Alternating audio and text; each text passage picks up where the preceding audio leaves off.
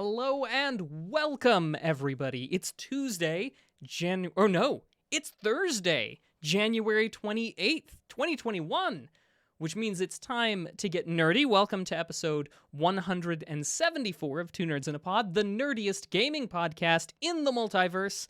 I am Maction, and I have my fellow nerd and connoisseur of comedy, not just the first option, but the best option, Mr. Lam Galuka, also known as Mr. Nice Guy 425. And we're coming to you on a Thursday because Tuesday this week got a little complicated, but complicated in a good way.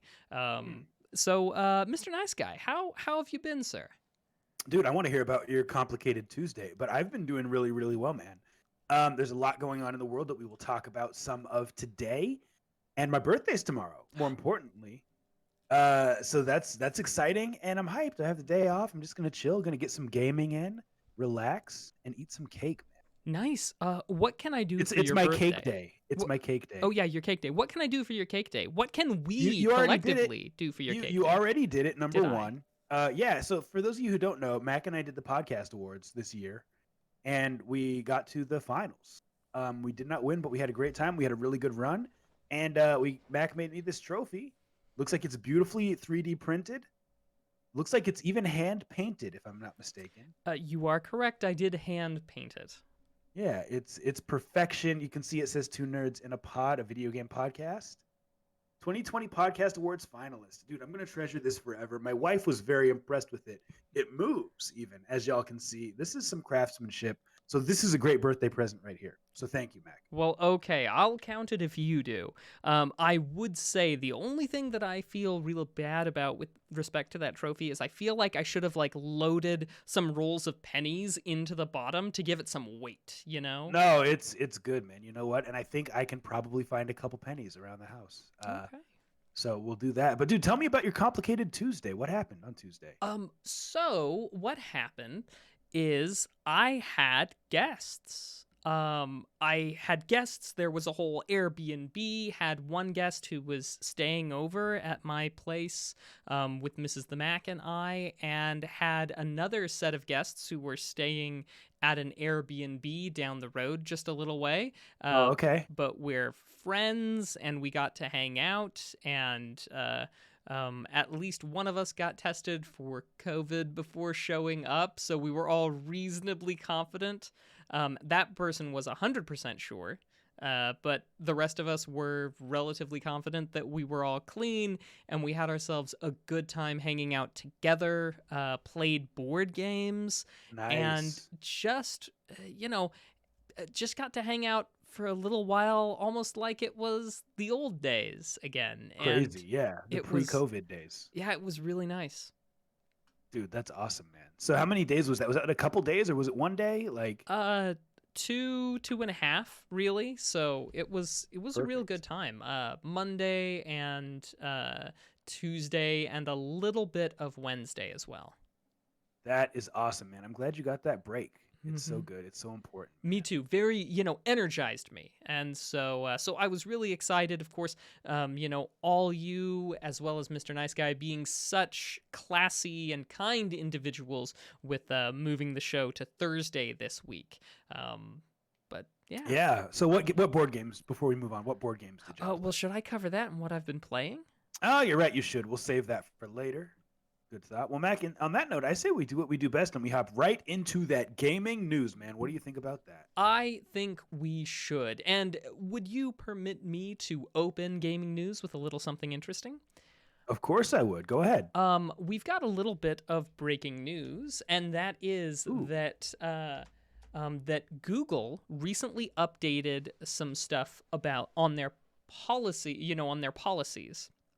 And they had, under their policy center, they had this thing on restricted content.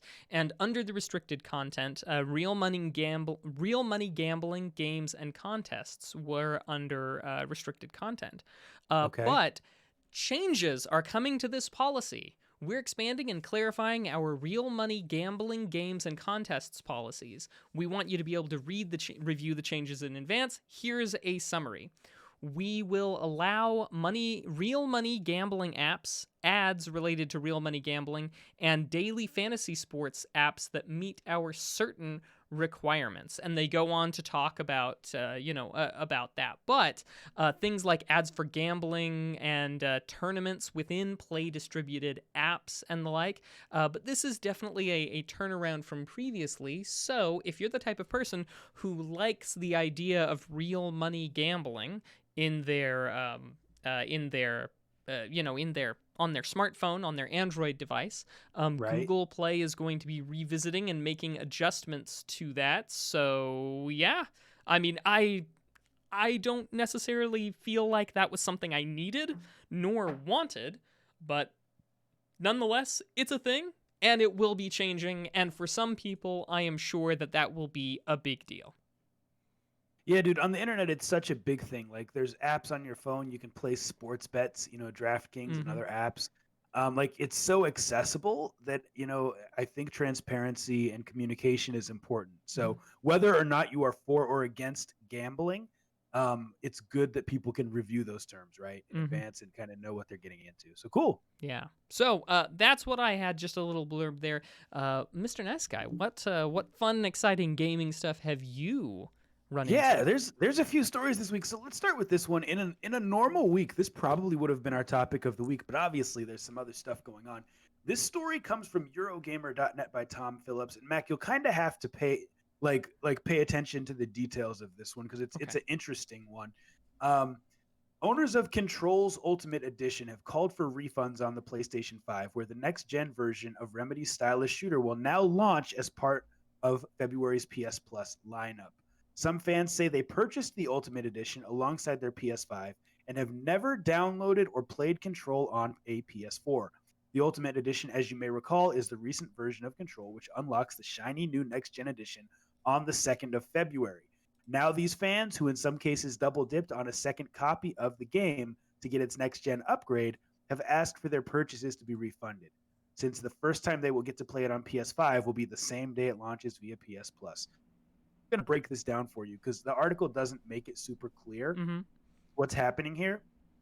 Control came out last gen on PS4 and Xbox One, right? Mm-hmm. People played through it, they enjoyed it, they had a good time. Now there's an Ultimate Edition that is coming to the PlayStation 5.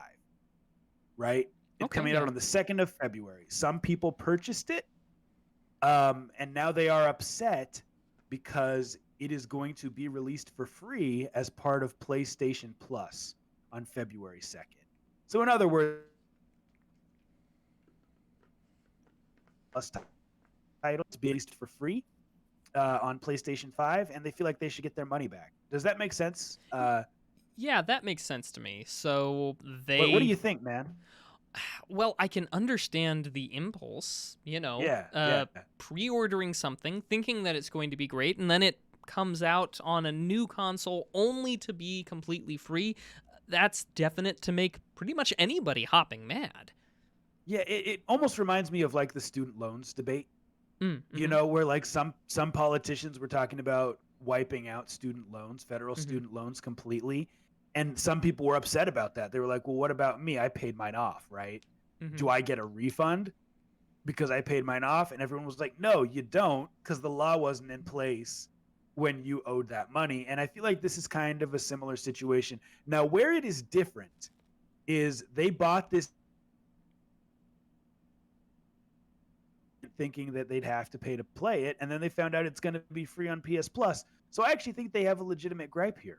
Like if I bought a game, like say I bought it digitally, Mm-hmm. and then I found out, a week before it came out that it's going to be free, I would not want to support that developer again. I'd be upset. Mm-hmm. So I get where they're coming from. Yeah, me too. Yeah, especially if it's just someone who's a hardcore fan and they already played it on the PlayStation 4, and they just wanted to show extra support and play it again on PS5. And they paid to do so, I'd be upset if I double dipped. So anyway, just some food for thought. You may want to consider refunding that, Sony. Next news story deals with Halo Infinite. Mac, Is it coming out? Well, no, not yet. Oh. But we're gonna get frequent updates on when it's coming out. This comes from GameInformer.com by Liana Rupert. Let's see. It says, and we're going to skip the first paragraph. As the launch date of Halo Infinite looms closer, community director Brian Gerard took to Reddit to offer a promise of more steady updates going forward. One Redditor took to the Halo Infinite forums to express concern over the lack of updates. Jared responded with context surrounding the silence, in addition to a promise to be better. When addressing the lack of updates being a negative sign for the state of the game, Gerard responded saying, quote, not saying it's the right thing or a good thing, but considering we went for 12-month stretches of total darkness and our last update was December 8th, I don't think there's any cause to worry. Keep in mind that many of us around the studio were out of the office for 2 or more weeks at the end of the year, and it takes time to get back into the swing of things. So, Mac, if you're waiting for a game, you're hyped for this game. Mhm. It's not, just a small game. This is Halo we're talking about. As a fan, would you want frequent updates, or would you just want them to hunker down and just get the game done? It was supposed to come out in 2020. It was supposed to come out when the Xbox came out. It didn't. Do you want to update every month from them? I think I would like that. And a large part of that reasoning is because I don't think that enough resources are diverted by having, frequent updates for it to really negatively impact things, at least from a development standpoint. It just is nice for letting me, the consumer, know that stuff is still working, things are still moving and happening. I know that, I know that one of the greatest things that I had from back when I was waiting for many years, but for Yeah. Chasm to come out, was being able to tune into development live streams and watch the game or sections of the game get made. So I knew things were happening. And while that definitely took a lot more than if it, say, hadn't been live streamed or whatever, that's a situation where that kind of update certainly made a bigger dent into development time. Something like just getting more, I assume it's just going to be like blog posts about it, really isn't diverting that much. So heck yeah, give Yeah. us more. So, and that's the thing that's key is like, what type of updates are they going to give? Are they going to show additional gameplay trailers? Are they just going to say, hey, here's what we did? Because that type of stuff annoys me. Like, Oh. I don't read patch notes. Uh-huh. I don't care what happened, what you did. Just, is stuff working better than it was before? Great. I don't need an update on that. And I'll give you an example. So I kickstarted Hazelnut Bastille Mm-hmm. in 2018, and the game has been delayed multiple times. Now, every once in a while, I get an email from them, from the studio, and I get excited. I think, oh, is the game coming out? Is it finally here? And then it's like, hey, here's a picture of a character that we did for the game, or here's an animation. And to me, that type of update just frustrates me. I want to know when the game is coming. I don't want to know every little thing you're doing. So I guess it depends what type of updates they're going to give. Okay, fair enough. They could be substantial. They could be not. I don't know. We'll have to wait and see, right? Yeah, I guess we will. So cool. Well, Mac, this story is kind of just being shared to troll you a little bit, because it's about something I know is you have a strong opinion on. This is on PC Gamer, by Natalie Clayton. Whatever your feelings on the Epic Games Store, one thing's for certain: a whole lot of people grabbed the platform's weekly freebies over the past 12 months, at least according to Epic's fancy 2020 in review infographic. Posted earlier today, Epic's recollection flaunts some staggering numbers regarding the platform's past year. Headlining the showcase is news that over 160 million people bought something from the Epic Game Store last year, up from 108 million in 2019, spending over 700 million altogether. Now, Mac, the reason I share this story is actually about the number of freebies that people claimed. They claimed 740 million games from the Epic Game Store last year. 750 actually million games. Mhm. Remind me why you don't like free stuff. So, as you guys know, and as Nice Guy was kind enough to open with, this was meant to troll me. So you know that off the top that it's not quite that simple. But I hate free stuff because I just hate video games, Mr. Nice Oh, Guy. got it. It's this newfangled video games stuff. I can't be bothered with new things. I have to have old things and old things only. Yeah, well, dude, you know what? What if they start giving out retro games? Oh, well, I mean, that's the day that will truly test my determination to avoid the Epic store. But in all seriousness, you know what? I think more power to them. I'm glad that people are enjoying the free games, and I'm glad that people are playing games. Everybody wins when we continue to enjoy the art form of video games. You know? Yeah, no, I agree 100%. I feel like it's only a good thing that those who don't have something against the Epic Game Store um, are able to get free games, right? Like someone who has a PC and shout out to Mega Gamer for the sub. Someone who has a PC but maybe just doesn't have tons of extra money but has a PC that's good enough to run games, they can get some games that at one point were some of the hottest games out there, right? And they Mm-hmm. can experience them. And to me, that's good for gaming. So I like the Epic Game Store. I always claim the games, even if the next news story. Shout out to everyone who's here live. It's good to see y'all since this is not a normal day. It's great to see Mm-hmm. you. Let's talk about Xbox Live Gold. Mac, this was a huge story 6 days ago. Yes, it And was a huge story 6 days ago. Yeah, do you want to summarize or do you want me to just like Uh, kind of read what their webpage says? no, give us the summary, man. I don't want to steal your thunder. It's one of those weeks where it's like you said earlier, so far on gaming news, we've talked about two different things that under different circumstances would have been the topic of the week. I feel like this one would Yeah, have been like too. it's a crazy, like there's so much stuff happening and I'm excited to talk about the topic of the week because I know that there's some people in the chat who will have strong opinions. But anyway, this is our news story right now. This is actually from news.xbox.com, but I'll give a summary before I read what they had to say. Mm-hmm. Effectively, they were going to double the price of Xbox Live Gold.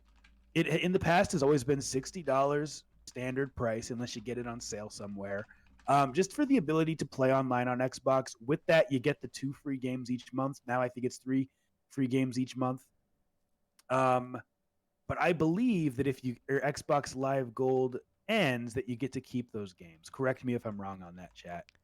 So anyway, they were going to double the price. It was been $60. They were going to bump it up to 120, and it was clear that what they were in price to Xbox Game Pass, so that people would say, you know what, rather than getting Xbox Live Gold, I'm just going to get Game Pass, right? Well, people threw a fit. Gamers got mad, and they reversed their decision. Here is what they have to say. This is from January 22nd. We messed up today, and you were right to let us know. Connecting and playing with friends is a vital part of gaming, and we failed to meet the expectations of players who count on it every day. As a result, we have decided not to change Xbox Live Gold pricing.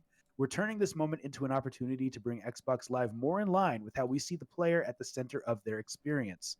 For free-to-play games, you will no longer need an Xbox Live Gold membership to play those games on Xbox. We are working hard to deliver this change as soon as possible in the coming months, and then it goes over the pricing.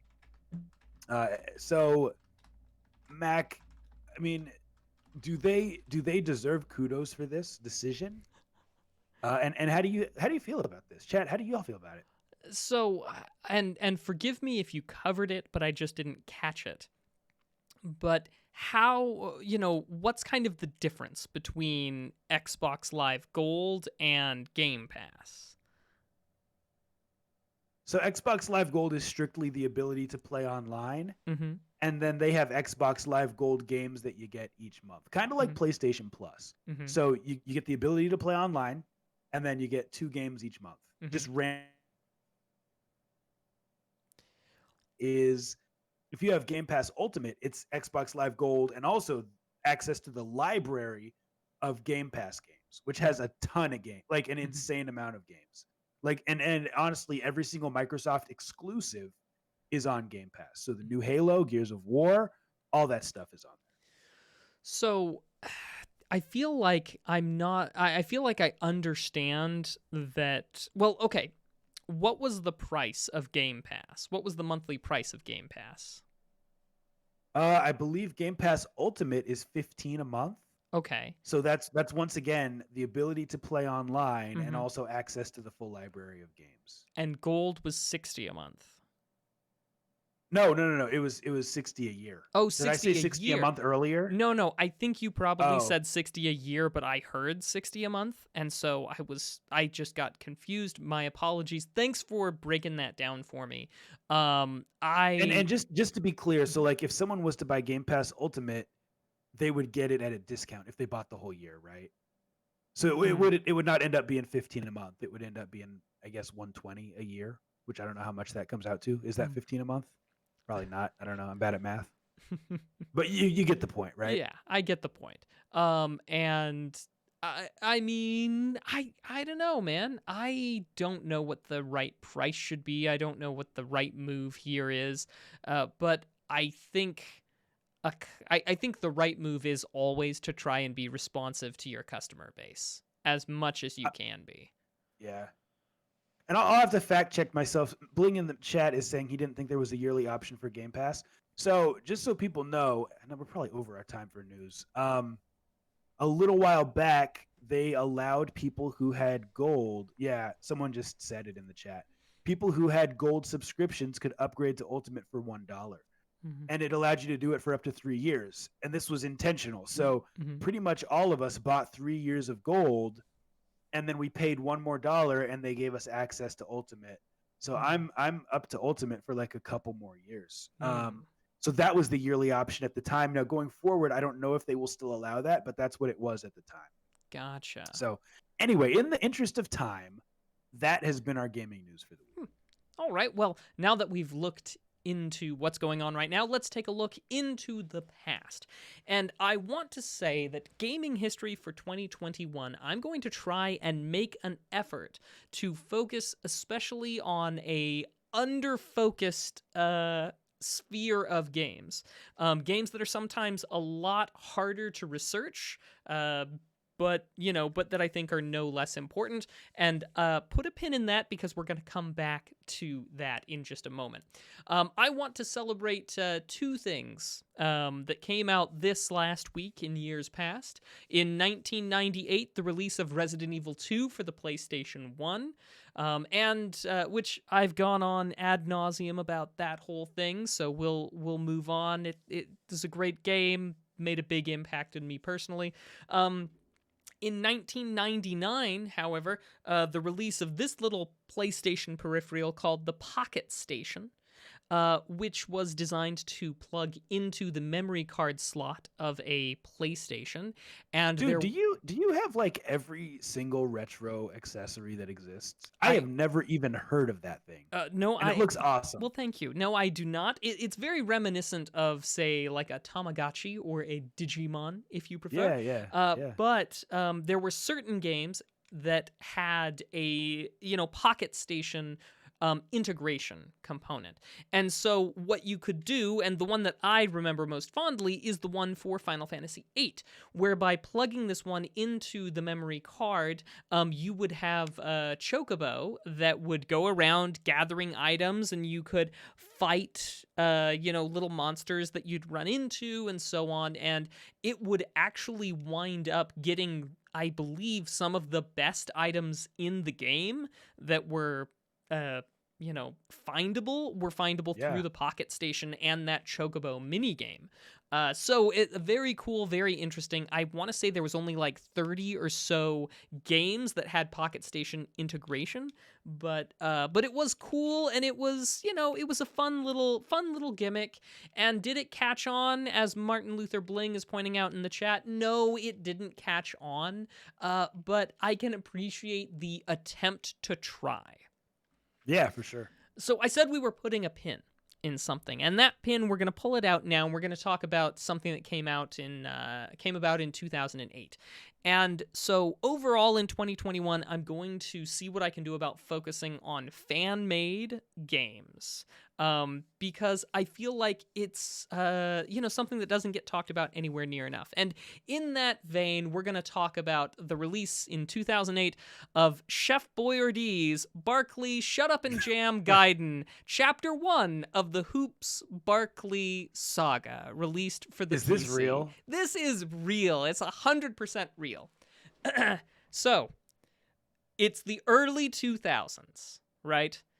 The Yeah. 1996 smash hit movie Space Jam featuring Michael Jordan is still in recent memory. And on the Classic. Wikipedia page for Michael Jordan, there is an interesting line that speculates if Space Jam is canon to Michael Jordan's life. Now, hang on. Obviously, that line on Wikipedia was meant to talk about the 1993 to 1994 retirement and baseball stint. But because of the phrasing on Wikipedia at that moment in time, it sounds like Wikipedia is referencing the Looney Tunes being canon in Michael Jordan's life and therefore, reality. And as a result, an idea is born. A group of people working on an RPG Maker game make a game based on the premise that in 1993 the Looney Tune reality incursion actually happens, and the basketball of the Monstars that they used, and that you'll remember at the end of the movie. Michael Jordan brings back, spoiler alert, to, give them back their talents, that basketball remains in the real world with devastating consequences. Now, I don't want to give away all of the game, but it is an irreverent and wacky RPG set on even wackier ideas. And the sequel, which, because you laughed at the name, I have to go ahead and throw it out there. Please do. The Magical Realms of Tiranogue, Escape from Necron 7, Revenge of the Cthulhian Inn, the official game of the movie, Chapter 2 of the Hoops Barkley saga is the sequel, and has been being worked on for a little while now, and apparently is getting close to release because Kickstarter backers for that backed it way back in the day are getting access to like the alpha or whatever. But I'm gonna need you to message me some links to back this up, because I don't believe this. Like, I feel like you're just improvising. I'm not. I am delighted and honored that you would think that my improvisational prowess extends this deep, but no, it is 2008 Barkley's Chef Boyardee's Barkley Shut Up and Jam Gaiden, or they usually refer to it as just Barkley Shut Up and Jam Gaiden. But yeah, it's an RP game that was made in RPG Maker, released in 2008, but started work on it in the early 2000s. It even features, such star power as Michael Jordan, Charles Barkley, of course, as per the name, and Wilford Brimley. So I mean, he's got diabetes. Anyway, Martin Luther Bling was kind enough to put a partial link in the chat there. We'll just need to delete that comma to make it work. But it is a real thing, I assure you, and it is absolutely wild. And so yeah, that's just been a little bit of gaming history for you to chew on, and yeah, we'll be doing, especially this year in 2021, we'll be doing a lot more fan games, ROM hacks, things like that, stuff that doesn't get talked about quite as much. So, yeah, there you are. Cool. Well, now it's time for our topic of the week, where we talk about something relevant in gaming and give our opinions on it. And of course, if you've been following the world at all, if you're on Twitter, if you're anywhere on the internet or watching the news, you know that there's some crazy stuff going on in the stock market with GameStop stock and several others. So let's talk about it, and I want to get opinions in the chat from people on this. Mac, what did you want to say, buddy? I was going to say I have questions. I have lots of questions. Can I start by asking some really stupid ones? Yeah, before you ask any questions, we do want to offer a disclaimer that just says that this podcast is completely for entertainment purposes. Mm-hmm. Nothing that we say on this podcast is financial advice, so do not interpret it that way. Yeah, ask away, Mac. Okay, so right. And forgive me for being really basic here. So like, what even is stock? Okay, so stock is effectively an interest in a company, right? Uh-huh. You can buy different shares of stock, and you effectively become a partial owner of the company. Some stock even comes with voting rights, so that when companies have their quarterly meetings, you can vote on different issues, doing it virtually, right? Or I guess you could probably do it in person in some cases. And as the owner of a stock, you effectively share in the benefits of the company because the stock price can go up. It also can go down. Yeah, and Okay. yeah. Anyway, that's the Uh, basic definition. But that's only some kinds of stocks. Like that's premium stock, right? Or is there something What do you like that? mean? Oh well, What do you mean? I'm not sure what the differences in stocks are. I mean, I actually do know this. Just saying, but I'm trying to be the you know. yeah, and I'm not sure I understand what you're asking. Uh, But there's like, yeah, there's preferred stocks, and then Preferred. That's it. there's regular stocks, and Mhm. for the sake of keeping things simple, I think maybe we shouldn't get too much into that. Okay. But effectively, a stock is a partial ownership in a company. Well then, and I know I came up with a bunch of questions here, but I know then that it's important to this conversation for me to ask, what is shorting stock? Yeah, that's a great question. And then once we answer these questions, we can kind of get into what's happening. And So I'm sorry if shorting, I'm stealing your thunder no, here. you're good, man. You're good. So shorting a stock is when an individual or Mhm. an institution, like say a hedge fund, borrows shares of a stock and they sell it. And now, why would someone do that? Why would someone borrow shares of a stock and then sell it? It's because they think that the price of that stock is going to go down.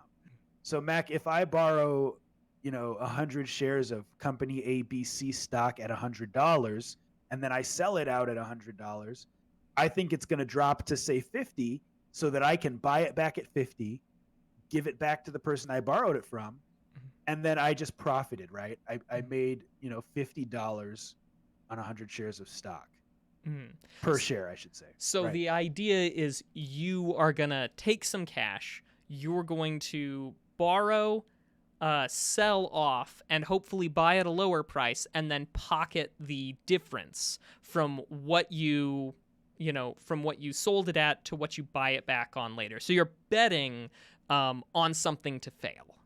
You're betting against a company, effectively, right? Okay. Cool.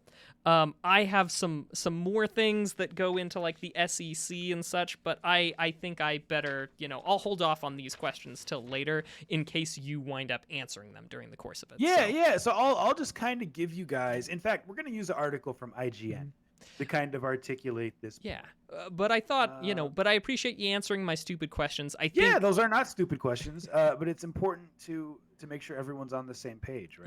yeah, we got to understand what stock is and especially what shorting is before we understand what on earth is going on. Yeah, for sure. So here's part of the article. This is on IGN.com, written by Matt T. M. Kim. And we'll just read a little bit of this. It says, where did I want to start? GameStop stock traded as symbol GME is on the up and up. Price, and this was written a couple days ago on the 27th of January. Prices for a single piece of stock peaked today at around $145. Compare that to a year ago when prices of the biggest video game stock brick and mortar retailer hovered around 15, but went as low as 3 a share. Some Wall Street investors bet that GameStop would continue to struggle and began short selling the company, which is what we just talked about. In this case, GameStop, and it sells. Hold on. Short selling the company, a strategy where an investor borrows stock of that particular company, in this case GameStop, and sells it in hopes that prices of the stock will continue to drop. If that happens, they can buy back the stock for even cheaper and keep the difference as a profit, which is what we talked about. Instead of going down, prices are going up. So at this point, I'm just going to summarize what happened. Mm-hmm. They shorted the stock, right? They borrowed shares thinking that it would drop.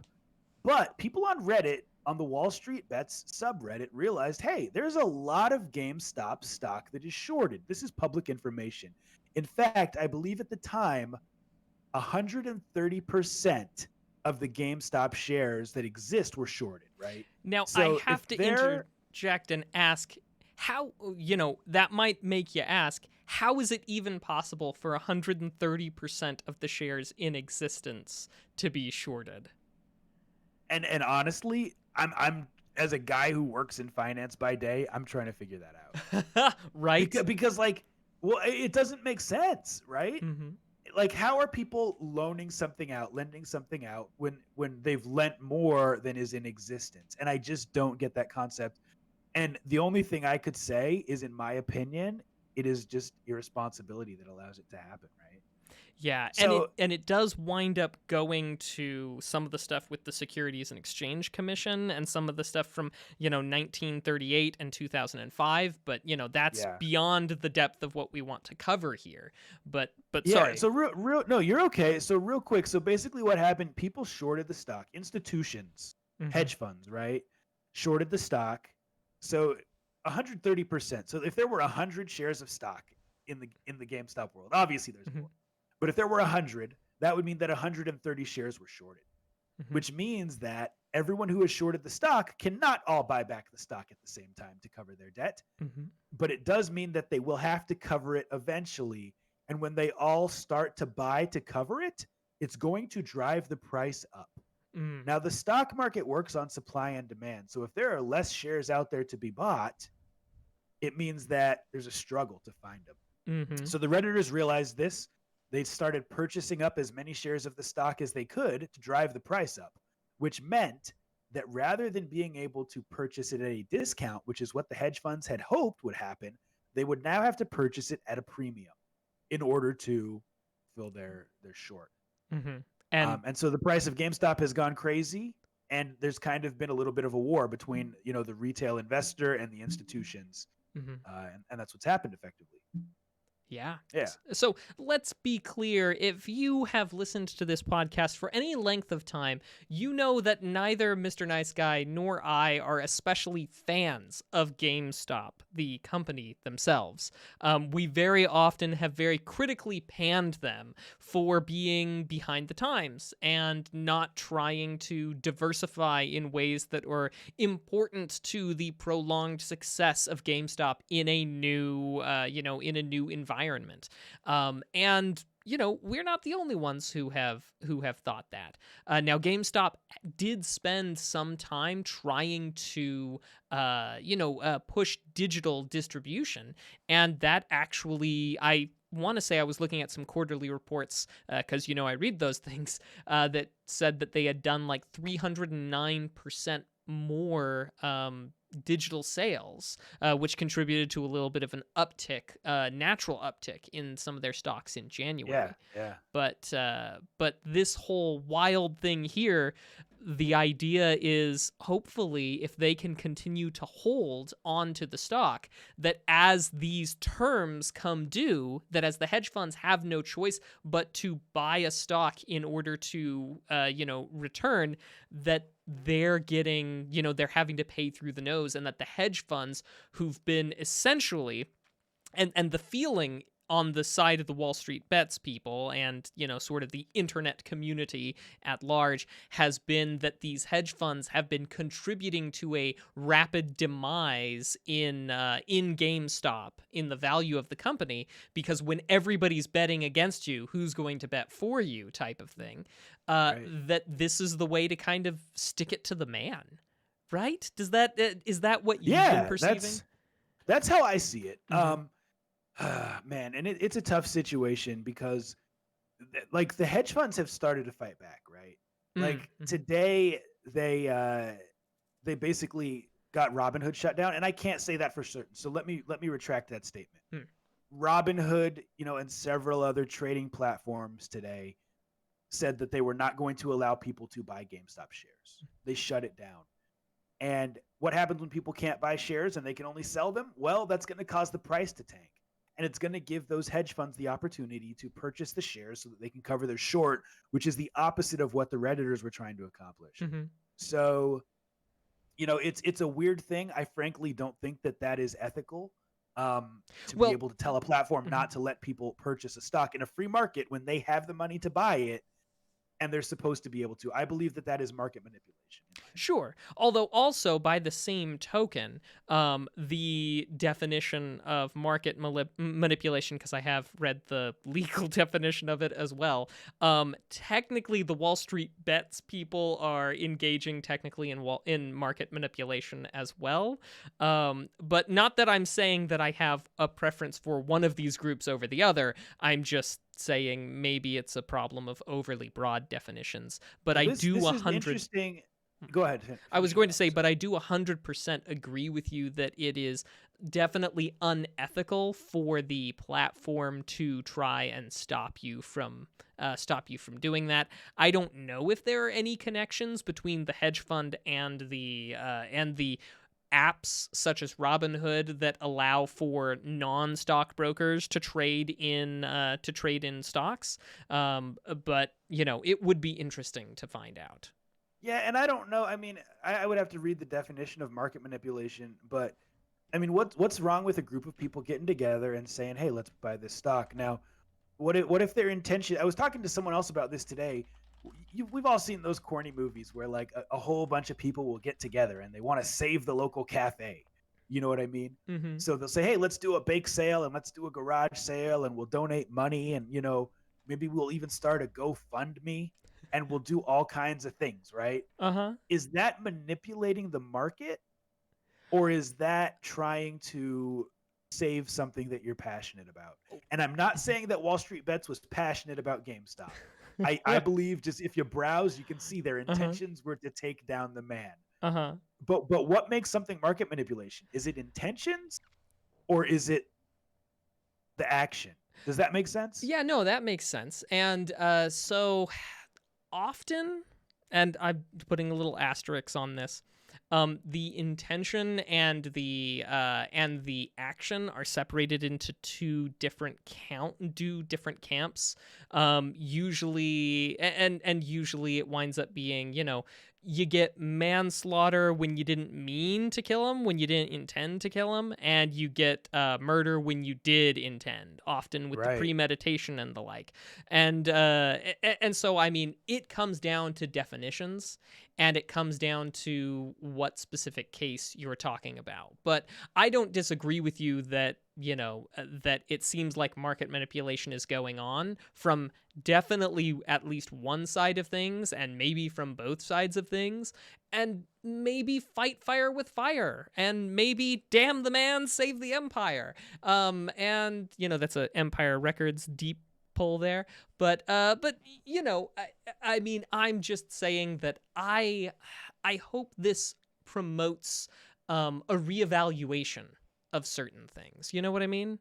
Yeah, like why are people allowed to buy short more shares than exist, right? I think we'll see new legislation that Right? stops that. And this is not the first time this has happened. This happened with Volkswagen back in 2008. And y'all Mm-hmm. can Google that if you're curious, where the price went up to $1,000. Well, now to play the other side of things, I have seen people present opinions, such as Warren Buffett and other people like that, that shorting stocks winds up being a way in which people who are paying close attention to a company short a stock because they've discovered some type of malfeasance in the company and they want to personally profit on it. So when a lot of people start shorting something, that often leads to increased scrutiny. I believe stock shorting is credited for uncovering some of the what was it, the China stock fraud in 2011, and several other things like that. Now I don't have, I mean, you know me, I don't have that kind of understanding of how these things work, Sure. but those are just things that I have heard from people who are presumably much smarter than me. But Gotcha. yeah, I'm very intrigued and interested to see how this all finishes playing out. I am too. And just because we have such good comments in the chat, I want to read a couple and then I want to give like a 30-second thing on what I think someone should do who profits from this. That is not financial advice, but what I would do. Mm-hmm. So let's see. Galvatron said, as much as I like the trolls hurting the fat, greedy hedge funds, this isn't sustainable. The trolls won't hold their options forever, and they will eventually sell big time unless the brokerages or the SEC put a hold on divestiture. That's interesting. It's a mob mentality right now. I won't even say mob. It's a group mentality right now, but eventually people are going to start selling when they've made what they feel they're going to need, right? Mm-hmm. So everyone says hold, hold, hold, but eventually you got to take the profits, and the whole group isn't going to hold forever. And that's what's happening now. People are taking profits, right? Bling said, let's see. Hedge funds shorting 140% of a stock is absolutely going to manipulate a stock. They're selling all the stock multiple times over. Yep, and it forces the price of the stock to go down. It's a self-fulfilling prophecy. Now, Yeah. I do want to make a comment on this because in 1938, the SEC passed what they called the Uptick Rule, which was basically meant to try and stop the self-fulfilling prophecy. And what it came down to was the Uptick Rule said that basically if you shorted a stock, that you could not short that stock again until it went back up in price, so that people couldn't, just dogpile on and on short selling stock over and over again.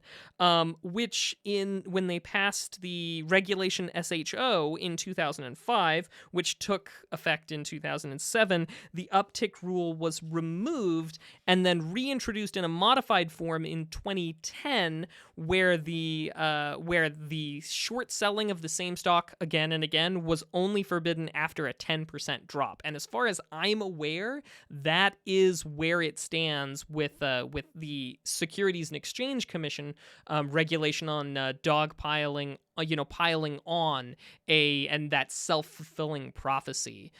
Whether or not that's good enough, or whether or not that leads to stock manipulation continually, there have been different approaches to it in the past. Just throwing that out there. Yeah, for sure. And just for the sake of time, here's what I'll say about this. Not financial advice at all. For entertainment purposes, if someone is able to purchase GameStop stock or AMC or any of these other companies that are doing so well right now, or any company ever, and you take your profits from this situation, I would say use those profits to better your life.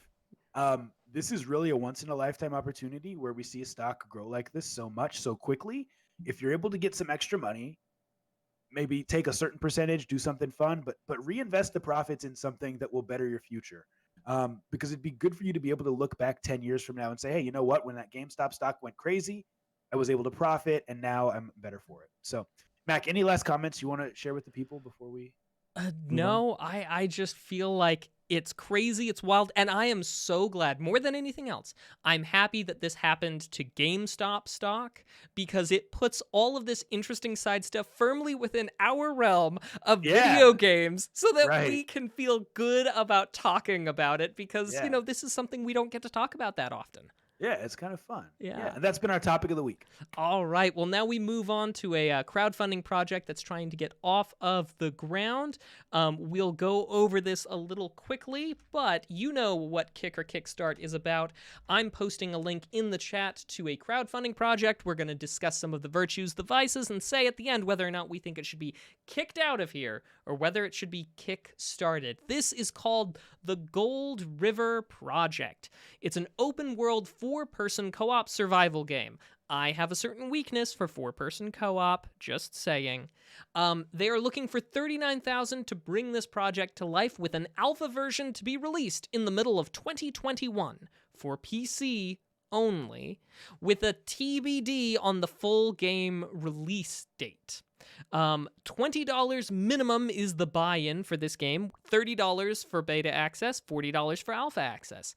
So what's the deal with this game? In general, you're on a camping trip in a very strange place. It's got a sort of Lost situation, with strange experiments, odd tech, and your survival depends on scavenging and solving puzzles in order to essentially shut down these walls that are keeping you trapped in an area. Each time you complete essentially a level, the whole season changes in the area, and you need to shut down the next one. So you might be scavenging and surviving in an area in winter during one season, where you have to regulate your temperatures in game, and you have to be careful not to get wet, or else you will freeze to death immediately, and all that sort of stuff. Who knows whether it's going to be more along the side of, say, Breath of the Wild treatment of temperatures, or whether it's going to be closer to other things that, I don't know, what's something that treats it better, like 7 Days to Die? I don't know. But the point being, it's about survival scavenging as a four-person co-op experience. And Mr. Nice Guy, any thoughts or impressions? I'm actually trying to Google the name. If anyone in the chat knows, what's this? It's like a zombie survival game on Xbox where you're building shelters. Oh, what's it called? They made a second one. State of Decay? Yeah, it's State of Decay. Mm. So Mm-hmm. this is what this reminds me of, is that type of game. Mm. And the difference is that that game is single player. This game is 4-person co-op. And I like that. I think it's cool. I just wonder, like, what happens if you start a game with 4 people and then later on, one of them has something they have to do on their own? Like, can you continue to play separately, or are you building shelters together so that you really feel like you need to have everybody there? Yeah, what's the situation with asymmetric gameplay? Or what's the situation with, is it more like a Left 4 Dead thing where, you drop someone out and it's a bot in the meantime that's following? Or, yeah, no, I hear you. There are definitely questions about how exactly this is going to work. Yeah, exactly. And so, I mean, I think it's a great premise. Don't get me wrong. I've never really gotten into a game like this. As a guy in his 30s, like, whenever there's a game like this that's fun with friends, I just never even try. Unless it's like a Left 4 Dead. I have friends, but unless it's like a Left 4 Dead where it's like, hey, do you want to play a match of Left 4 Dead, or do you want to play a couple matches of Call of Duty? Absolutely, let's do that. But something that's going to require me to commit, like a lot of time to playing something with others is something I generally don't do. Now, that said, that's just me, but the Kickstarter looks fantastic. The graphics look good. It's well put together. The pricing is reasonable. And the attention to detail, like, I think it looks great. I'm excited to see what they do. Yeah, myself, I think it looks great as well. I would love to have some more answers to some of those questions, like, for example, what we talked about. How do you handle this asymmetric gameplay? And we could have answers to that question if there was, I don't know, some kind of method for showing you how the game works together. Yes, I am talking about a playable demo, and no, this game does not have one, and that is a darn shame. I am excited by the prospect. I have a weakness for 4-person co-op, and under other circumstances, even though it's not my usual, I would be willing to take a risk. But, I can't bring myself to do that without a playable demo. And so I have to say, kick. It's not that I don't like the premise, it's not that I don't like what they're doing, and it's not that I don't think there's potential, but I just can't risk on $20 on this Kickstarter if I don't have something to work on. Interesting. How much is the base game? 20 if you just want it upon release, 30 if you want beta access, 40 if you want alpha access, which is supposed to come out pretty quick. I believe, let's see, alpha versions to be released the middle of this year, so in a few months. So, apparently they're a reasonable way into it. Okay. So this also kind of gives me a vibe of Ark Survival on Xbox and PC. And I don't know, man. Like, I like the idea. I really like the premise. It's not for me, but I can't, like, downvote, like Reddit, right? I can't downvote something just because it's not for me when it looks like it's going to be good. Like, if I was reviewing this Kickstarter, I'd probably give it an 8, 8.5. They got some realistic stretch goals. This is really well put together, and I think that it's going to be successful. I don't think there are enough games like this, and I think that there is an audience for it, so I would have to say Kickstart. Okay, and sadly I have to do Kick, but man, is it not an on the fence type of case for me. So yeah, that's been Kick or Kickstart. Looks like we're divided on this one, but let us know in the chat, or if you're listening to this after the fact, just shout it out. We're tabulating the results from here. Yeah, someone said it seems like the game The Forest, and it does. It reminds me of that for sure. Well, cool. Now it's time for Nerd Flex. A woohoo. A segment where you, the viewers, try to stump the host, and lately we've been doing pretty good. So if you're here live and you have questions, multiple choice, video game related questions that you want to ask in the chat, get them in the chat now. But as a backup, Mac, we got some questions. Yeah, is it the test bank? I hate to derail us, but is it cool if we just go for, say, 1 or 2 questions this time Yeah, around? we're running long. Let's Yeah. just do 1 or 2 questions. So let's find one. Dude, this one's too easy. We're not gonna do this one. It was like name the main character for whose Tails is a sidekick. Oh, okay. Yeah, that is too easy. We're not doing that. Well, hey, this is a hard one that came up because these are randomized. But I think Mac may know the answer. It's a FPS question. But wait for it. Who voices GLaDOS, the evil computer system in Portal? You and I both love Portal. I have no idea who voices GLaDOS. Yeah, I don't know the name of the... I don't know her name. I know that I've actually heard the voice recordings from before, and I've seen an interview with her, but I couldn't say the name. Okay. Well, we're just gonna have to like make up a name today because. Sure. Let's say Monica Smith. Okay, I was gonna go with Judi Dench. Oh, but Dame yeah, Judi Dench. let's go with Monica Smith because that probably is closer. All right, so let's see what the answer is. I'm curious if anyone in the chat knows before I flip this over. We were close, dude. Very close. Ellen McLean. Ellen voices McLean. GLaDOS. Yeah, that's pretty close. That's an insanely tough one. We might go 0 for 2 tonight, and that's okay. Next question. Zelda. Ooh, this is a good one that we might be able to talk our way through. Okay. Which enemy appears most frequently in the series? In The Legend of Zelda. Now, we may not know the name of the enemy, but I feel like if we can at least describe it and we're actually right, I feel like we'll be okay. Okay. I'm trying to think to Zeldas that I've played. Let's see. So, we've got like moblins, right?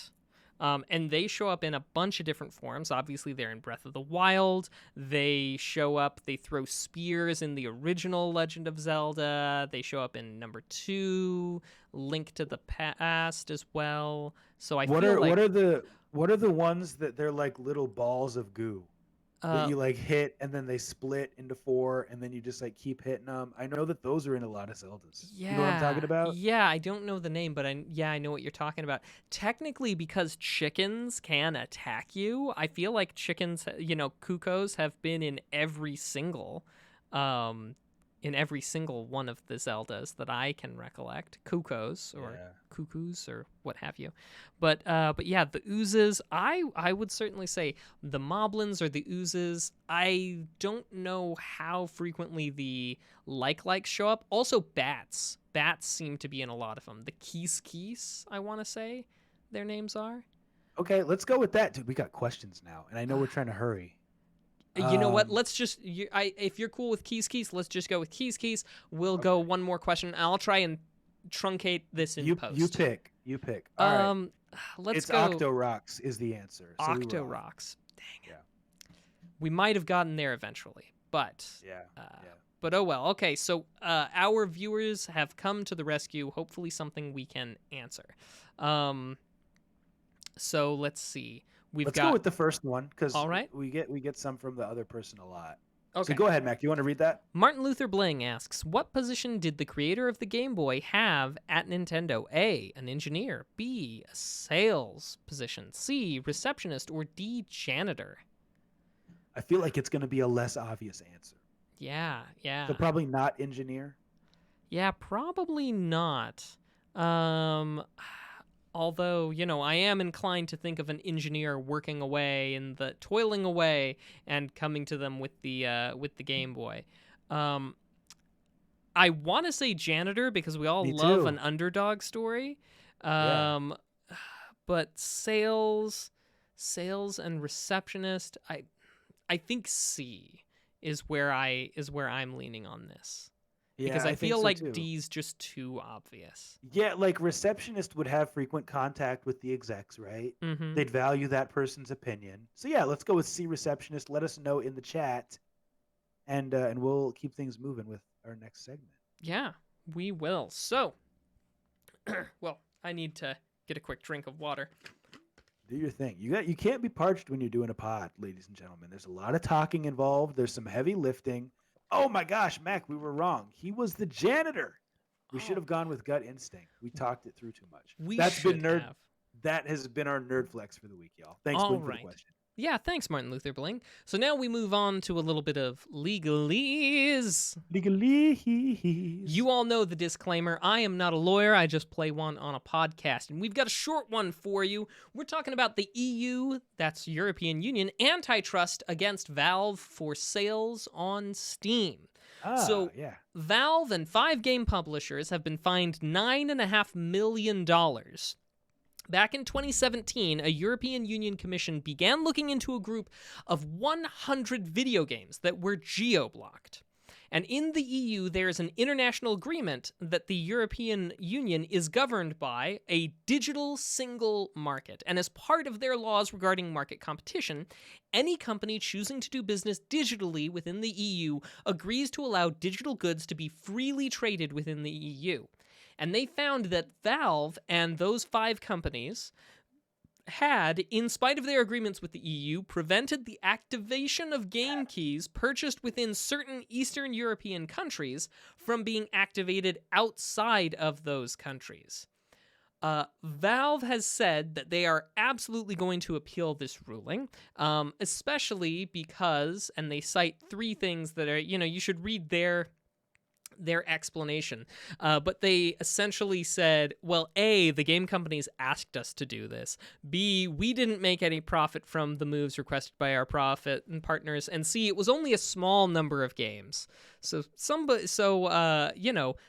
else asked me to break the law. We didn't make any profit by breaking the law, and it was only a very small amount of law breaking. Which I'm being very reductive in there. There's a lot more nuance there, but I couldn't help but chuckle when I read their response and was just like, okay, I hope it works out for you. Anyway, we'll see how this develops because, of course, this is the preliminary fining. They're going to appeal it, and we'll see where it goes from there. I'll keep you updated, but that's just been a little bit of legalese. Legalese. Cool. Well, ladies and gentlemen, boys and girls, that has been our show. But before we go, we have one last segment that I'm excited for this week called What We've Been Watching and What We've Been Playing, where we talk about just that, the cool, nerdy stuff we've been into on Netflix, on Hulu, on HBO Max, regular television, maybe even in the movie theater. The stuff we've been playing on our mobile phones, on our iPads, on our Android if you hate iPads, or on your game consoles. So let us know in the chat if you're here live, you have a job to do, what you have been playing, because we're always looking for more nerdy stuff to get into. Mac, who's leading off today, man? I'll Should I lead go off. first? You go for I'll it. lead off. So I've been doing a lot of in-person gaming over the past little bit. A lot of board games, things like, and card games, things like Unstable Unicorns, Ticket to Ride was on the table. Just a whole bunch of fun card games. Doctor Who, Flux, and a few others like that. So yeah, it's been a fun in-person-y kind of weekend since we talked last. As for watching, I've watched a little bit of My Cousin Vinny. Love that show. Been watching some Stargate SG-1 in preparation for some fun projects. I'll leave it at that. And watching a little bit of listening to some podcasts and watching a little bit of some D&D live plays, and of course also playing some GURPS here and there. Nice. Fantastic. Well, I have like 2 things I want to talk about this week. Mm-hmm. One game that I have been playing is Cyber Shadow, and I won't go too much into it. It's a very fun game. It's like a 8-bit almost side-scrolling game where you're a ninja, you get upgrades, and it's that type of game. It's a great game. It's free if you have Xbox Game Pass and you like that type of thing. So download it, check it out. And what else? And so that's it as far as gaming. As far as what I have been watching, WandaVision is the one thing I will talk about this week. The Marvel show that is on Disney Plus. Episode 4 drops tomorrow, and I hope they don't lose my attention because it started off kind of slow. So, yeah, if you're still here live, let us know in the chat what you've been into. People are being shy this week, but Mac, why don't you read one and I'll read the other? Sure, I'll read watching. We've got Spennis watching WandaVision, The Chase, The Hustler, Hell's Kitchen, and let's see. Uncle Ruckus is watching The Simpsons, Casino, and The Sopranos. And that looks like what we have for watching. That's okay. People are enjoying the pod. They don't want to put all their stuff they're watching in the chat, and that's okay. Martin Luther Bling has been playing Rocket League.